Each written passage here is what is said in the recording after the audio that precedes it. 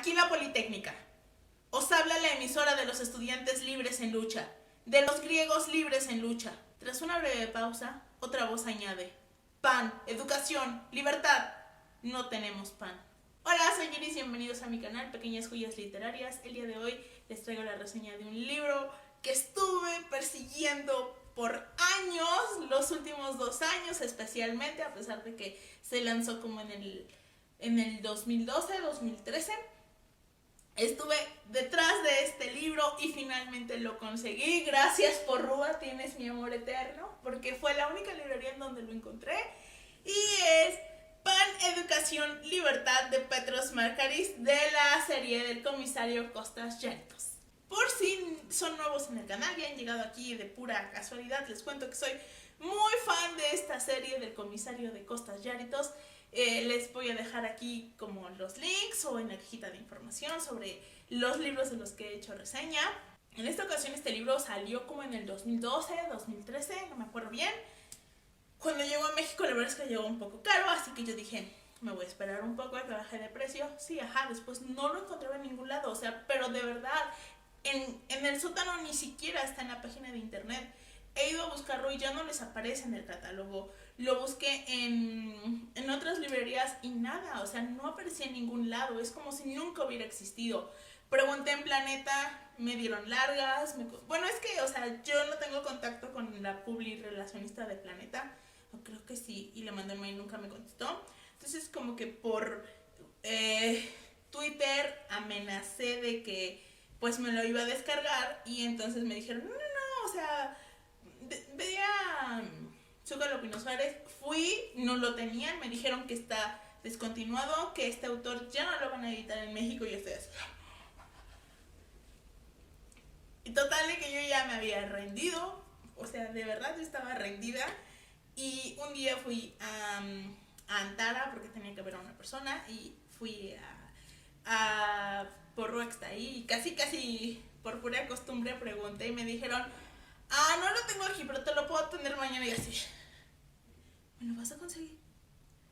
Y me dijeron que sí, y lo tengo en mis manos. Me costó 55 pesos, así que de verdad, si les interesa, traten de conseguirlo, aprovechen la oferta porque ya no se va a editar este libro en México, según me han dicho en las librerías. Planeta no me pela, así que no tengo idea, pero todo parece indicar que es cierto que Petros Markaris ya no va a llegar a México y no sé qué voy a hacer al respecto. En fin, ¿de qué demonios trata Pan, Educación, Libertad? Ahí vamos. Este libro es el cierre de la trilogía de la crisis que forma parte de la serie, porque Petros Markaris ha plasmado muy bien la crisis económica griega y cómo ha afectado a la sociedad, la manera en la que las políticas impuestas por la troika, los recortes han afectado a la gente de maneras increíbles. Lo ha reflejado muy bien, pero para este libro Petros Markaris hace algo diferente. En lugar de reflejarlo a la perfección, crea un universo en donde Grecia, España e Italia han salido del euro. Así que digamos que en este mundo ya no refleja como tal la Grecia actual, sino crea su propia Grecia. Esa ya es algo diferente a lo que venía haciendo y algo que marca la historia de este libro. Todo inicia el 1 de enero cuando Grecia regresa al dracma.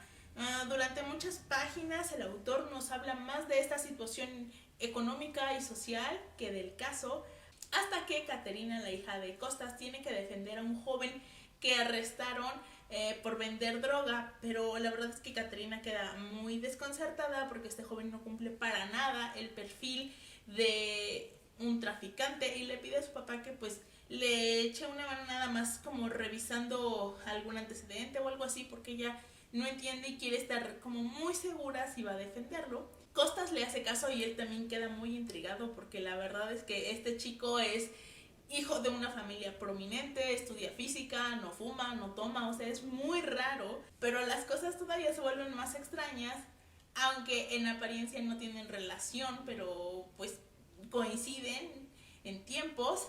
cuando es asesinado el padre de este chico. Este hombre era un prominente contratista del gobierno que es encontrado muerto en lo que queda de alguna de las instalaciones olímpicas. Cuando van a verlo, Costas con su equipo, sale de entre las ropas de este hombre una voz. La voz que dice la consigna que leía al principio, una consigna que coreaban o que decían por radio los estudiantes de la Politécnica de Atenas, que posteriormente fueron masacrados y reprimidos durante la dictadura de la Junta Militar. Y eso es muy extraño porque resulta que este hombre asesinado fue un líder de los estudiantes de la Politécnica. O sea, él incluso, si mal no recuerdo, estuvo preso, fue un preso político y estuvo sometido a torturas por meses. Así que Costas empieza a investigar este caso en un primer momento como que con mucha calma porque está más preocupado por la situación política y económica de Grecia que el caso en sí, hasta que todo se empieza a complicar y como siempre Márgaris sorprende con su asesino, porque como ya he dicho en otras ocasiones, a mí los asesinos de Márgaris me encantan. Voy a darles un poquitito de contexto. Yo no soy una gran conocedora de esto, de hecho se los voy a dejar el link en la cajita de información de un hilo de Twitter donde está mucho mejor desarrollado y explicado, pero creo que es muy importante para entender un poquito esto. Grecia estuvo sometida a una dictadura militar de la Junta de los Coroneles y casi al final de la misma un grupo de estudiantes realizó una transmisión ininterrumpida desde la Politécnica de Atenas. Llamaban como a la revolución, a las críticas al gobierno, por medio de un radio que ellos mismos construyeron y con el que se estaban pues saltando como la censura. Los militares ordenan la represión y entran los tanques en la Politécnica. Los primeros en morir pues eran los estudiantes que sostenían las puertas y me parece que las puertas derribadas están en un monumento en Atenas, no sé si en la propia escuela o en otra zona, pero están en un monumento a ellos y desde entonces hasta la fecha no se sabe exactamente cuántos jóvenes murieron o cuántos desaparecieron. El gobierno tiene unas cifras, los investigadores tienen otras. Se habla de una veintena hasta a medio centenar de muertos. No se sabe exactamente. Es como el 68 de allá. Y desde entonces la Politécnica es sagrada, o sea, no puede entrar la policía ahí, es su autonomía, por eso digo que es como nuestra UNAM. Y ese asunto es como el punto central de este libro, en donde Márgaris nos hace una crítica, no tanto al movimiento, o sí, pero no al de ese momento, sino lo que es ahora, ¿no? A cómo los ideales se desgastan y cómo esa generación de luchadores sociales se van pervirtiendo y se van convirtiendo en lo que tanto criticaron. En el poder que ellos criticaban, se fueron convirtiendo. De hecho, si mal no recuerdo, en Suicidio Perfecto también habla sobre eso, sobre cómo los jóvenes de la izquierda de esos años que pelearon contra el régimen hicieron, ¿cómo explicarlo? Redes de contacto, y cuando la dictadura cayó, confiaban en ellos mismos y se empezaron como a repartir los trabajos y como muchos de los que se conocieron en la clandestinidad, cuando algunos llegaron al poder, eran los beneficiados. Entonces habla sobre eso, ¿no? Sobre cómo los ideales de la juventud no siempre nos acompañan y cómo esas generaciones se van convirtiendo en lo que criticaron. Y creo que es algo que también es aplicable a México, al movimiento del 68, a los líderes. Y creo que es el argumento central de esta historia, el cómo lo juzga. También vemos a los neonazis de Amanecer Dorado, que me parece que en el siguiente libro tienen un gran protagonismo, pero aquí muestran su brazo ejecutor. En los libros anteriores, Márquez había hablado de ellos. No se refería a ellos como tal como Amanecer Dorado, sino hablaba como del fenómeno de la ultraderecha. Y aquí ya los menciona. En los textos que yo he leído de Márquez, de columnas en medios de comunicación, hace tiempo publicaba regularmente en El País, bueno, regularmente de manera esporádica, tampoco era un columnista semanal, pero ya no he visto que publiquen.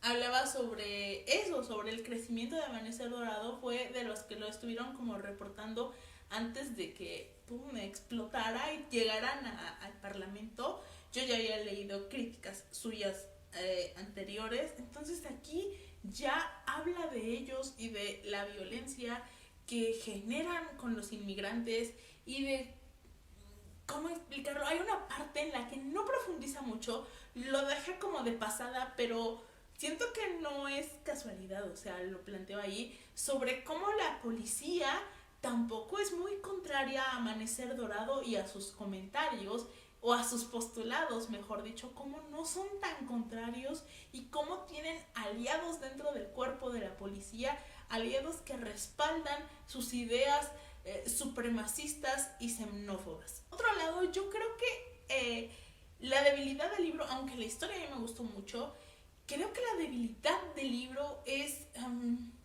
como un querer ser y no ser.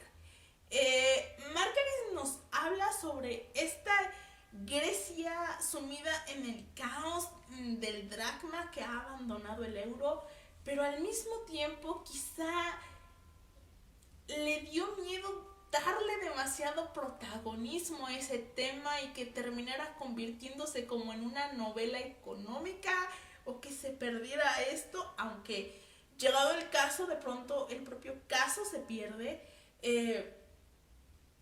porque, por ejemplo, nos muestra esta Grecia, pero de manera contenida, o sea, nos muestra cómo le afecta a él familiarmente o le afecta a sus compañeros de trabajo, pero, por ejemplo, Adriani casi no prende la tele, y esto se me hace un truco de Márquez para no meterse en noticias de Grecia, en que hable sobre cómo está impactando esta situación en el resto del país, fuera del entorno de costas.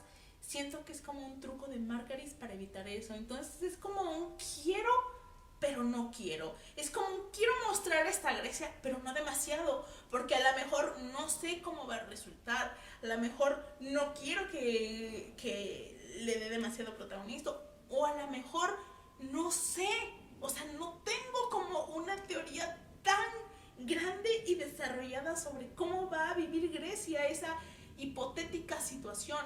Sin embargo, aunque no la desarrolla del todo,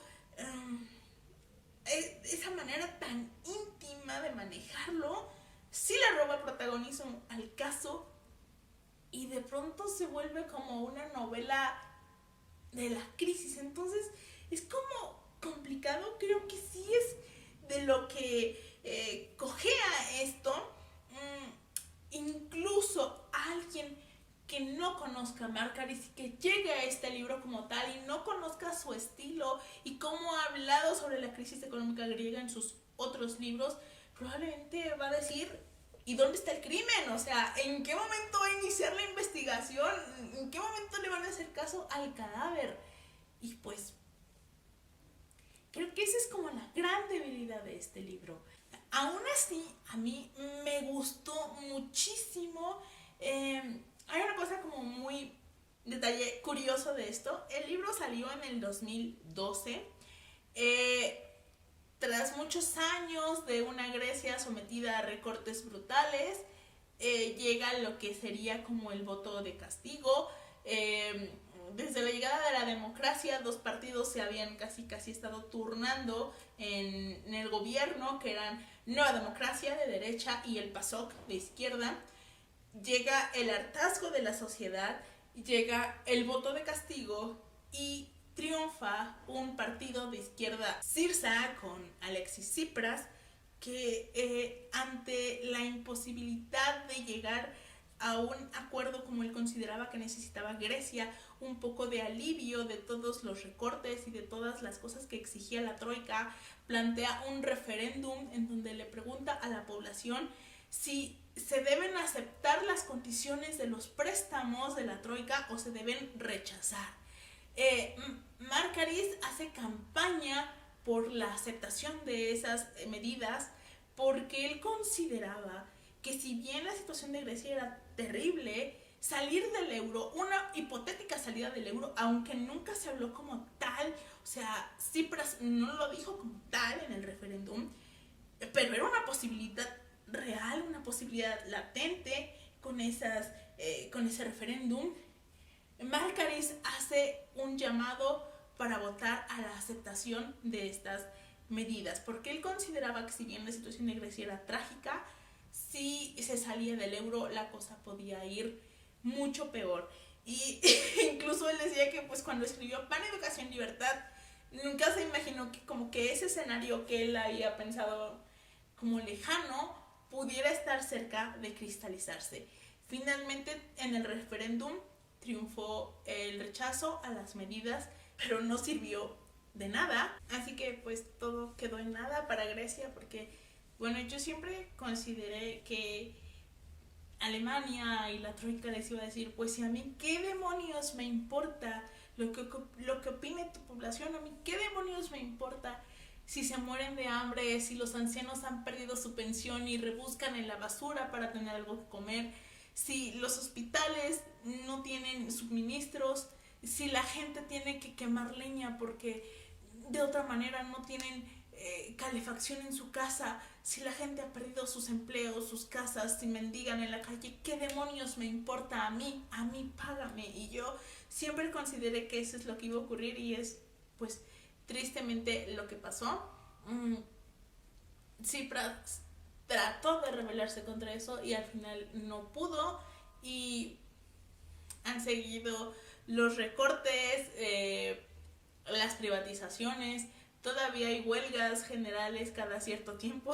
De hecho, en el libro Márkaris nos habla sobre eso, sobre como que la gente pues ya solo marcha o protesta por costumbre porque en realidad no han conseguido nada, pero sienten que tienen que seguir haciéndolo, como no pueden quedarse en silencio, aunque sepan que no lleva a nada, pero tienen que al menos hacer eso.